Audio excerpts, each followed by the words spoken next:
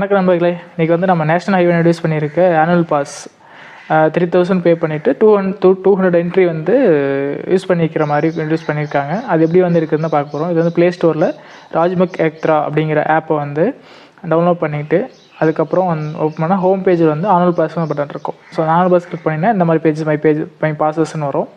இதில் ஆல்ரெடி நான் பண்ணி வச்சுருக்கேன். ஸோ திரும்ப வந்து எப்படி பண்ணுறது அப்படிங்கிறத உங்களுக்கு காமிக்க போகிறேன். இதில் மேலே வந்து கார்னரில் ஆட் பாஸ் இருக்கு இல்லையா, மேலே மை பாசஸ் பக்கத்தில் ஆட் பாசஸ் இருக்குல்ல, அந்த ஆட் பாசஸ் கிளிக் பண்ணோம் அப்படின்னா இதில் நெக்ஸ்ட் ஸ்க்ரீன் ஓப்பன் ஆகும். இதில் ரெடி டு கெட் ஸ்டார்டட் இருக்கு இல்லையா, இதில் வந்து நம்ம வெஹிக்கிளோட ரெஜிஸ்டர் நம்பர் ஆல்ரெடி டேக் பண்ணி வச்சுருக்க வெஹிக்கிளோட ரெஜிஸ்டர் நம்பர் வந்து ஆட் பண்ணணும். ஸோ அதான் கொடுத்துருக்காங்க விஆர்என்னுங்கிறது. கீழே கெட் ஸ்டார்டட் கிளிக் பண்ணோம் அப்படின்னா நெக்ஸ்ட் பேஜ் ஓப்பன் ஆகும். ஸோ இந்த நெக்ஸ்ட் பேஜில் வந்துட்டு நம்மளோட வெஹிக்கிள் நம்பர் வந்து என்ட்ரு பண்ணுற மாதிரி இருக்கும். ஸோ வெஹிக்கிள் நம்பர் வந்து என்ட்ரு பண்ணிக்கிறேன், நம்பர் வந்து என்ட்ரு பண்ணிக்கிறேன்.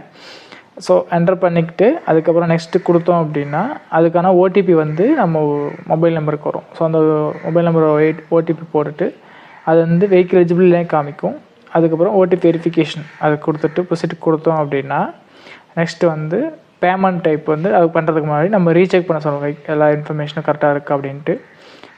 அதுக்கப்புறம் நம்மளோட register phone number, email ID optional தான், இமெயில் ஆப்ஷனல் நம்ம கொடுத்துக்கலாம். அமௌண்ட் என்ட்ரு பண்ணிவிட்டு கொடுத்தோம் அப்படின்னா நெக்ஸ்ட்டு வந்துட்டு நெட் பேங்கிங்காக இல்லை கிரெடிட் கார்டு யூஸ் பண்ணி பண்ணுறோமா அப்படிங்கிறத வந்துட்டு பேமெண்ட் மெத்தடு காமிக்கும்.